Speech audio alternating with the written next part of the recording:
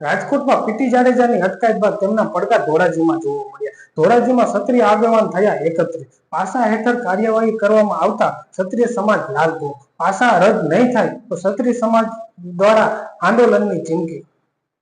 મારું નામ જનકસિંહ લધુભા જાડેજા, અખિલ ગુજરાત રાજકોટ યુવા સંઘ કારોબારી જિલ્લા કારોબારી સદસ્ય શ્રી। આજરોજ અમે ધોરાજી પ્રાંત સાહેબને આવેદનપત્ર આપેલ છે, જેમાં પીટી જાડેજા સાહેબ ઉપર અન્યાય કરી અને એને ખોટી પાસાની કલમ લગાડી અને એને પૂરી દેવામાં આવ્યા છે, જેનો અમે સખત વિરોધ કરીએ છીએ અને રાજપૂત સમાજ એને વખોડે છે। તો એના માટેથી આજે અમે આવેદનપત્ર આપ્યું છે અને પીટી જાડેજા સાહેબ ઉપર ક્યાંક ને ક્યાંક અમને એવું લાગી રહ્યું છે કે અસ્મિતા આંદોલનનો ખાર રાખી અને આવી કલમ લગાવવામાં આવી છે અને કોઈના પણ ઈશારાથી આ કામ થઈ રહ્યું એવું અમને લાગી રહ્યું છે।